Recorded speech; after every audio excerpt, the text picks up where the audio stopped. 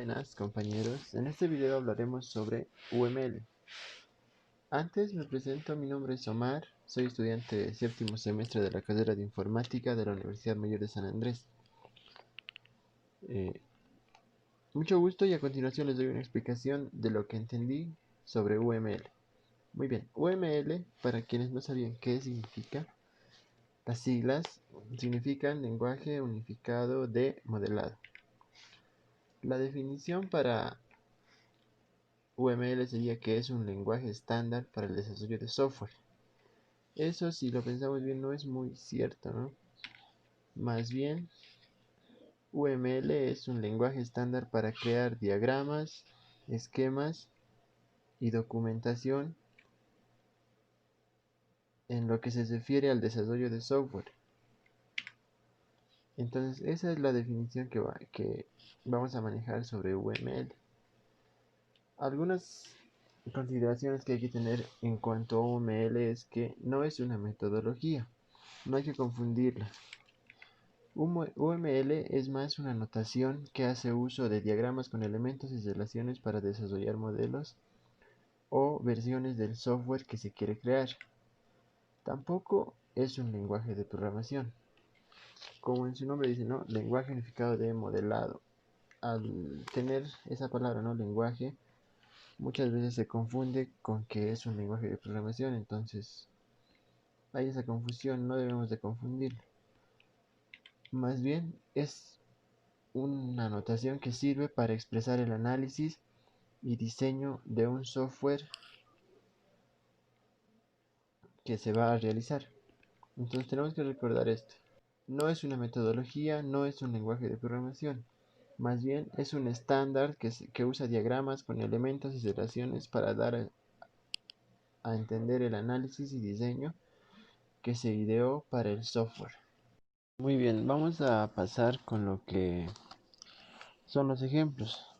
Para esto vamos a construir un diagrama con las reglas de UML para un software de control de inventarios de una farmacia.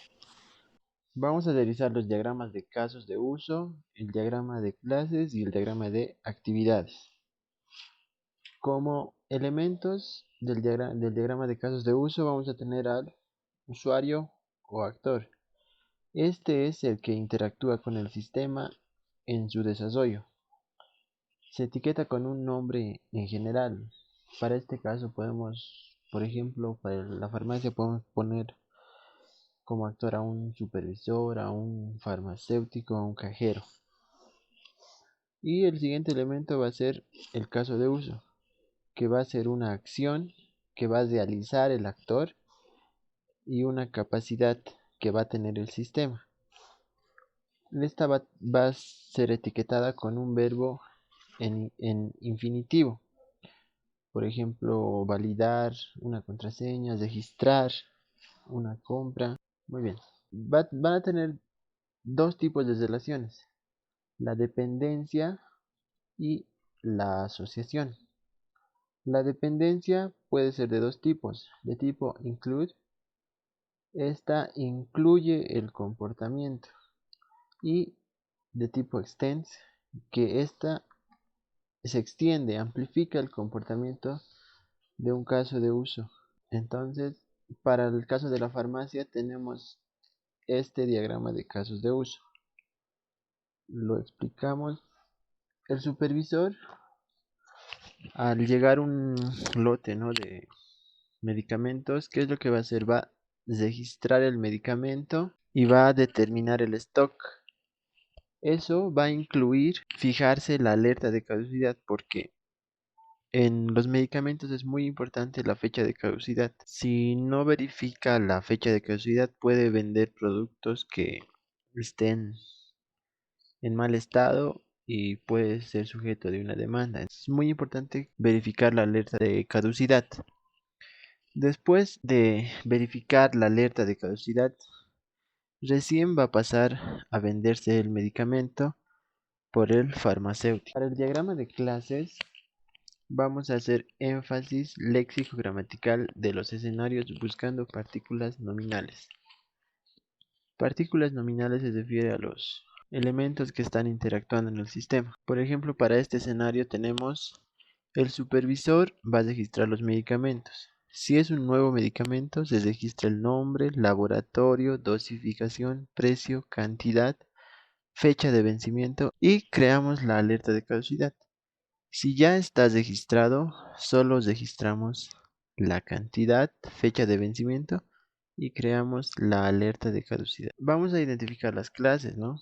Tenemos supervisor, medicamento, nombre, laboratorio, dosificación, acta de entrega, cantidad, fecha de vencimiento, alerta de caducidad, observación, precio. De estas vamos a ir marcando una por una para ver cuáles pueden llegar a ser clases. Supervisor puede llegar a ser una clase porque va a tener un identificador único que va a ser su ID, carnet de identidad. Entonces le ponemos como una clase. Después pasamos con medicamento, que también puede ser una clase por el ID de medicamento o el registro, número de registro sanitario que tiene un medicamento, que también es único. El nombre, no creo más, me parece un atributo para el medicamento.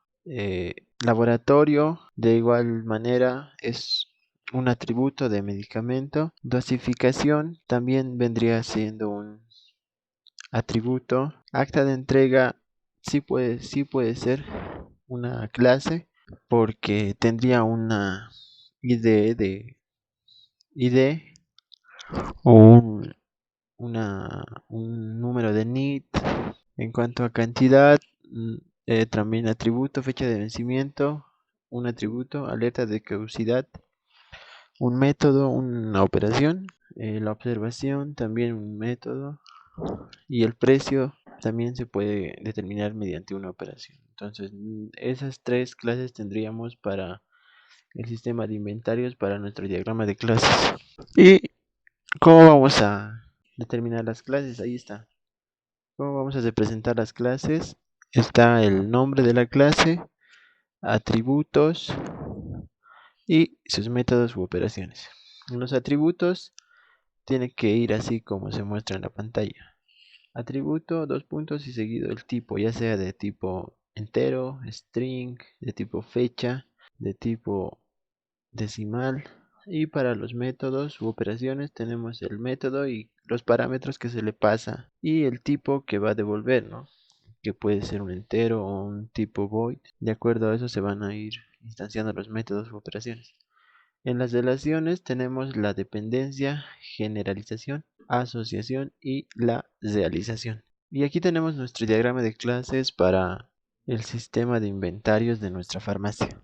Como podemos ver, el supervisor tiene su identificador del carnet de identidad de tipo entero, su nombre.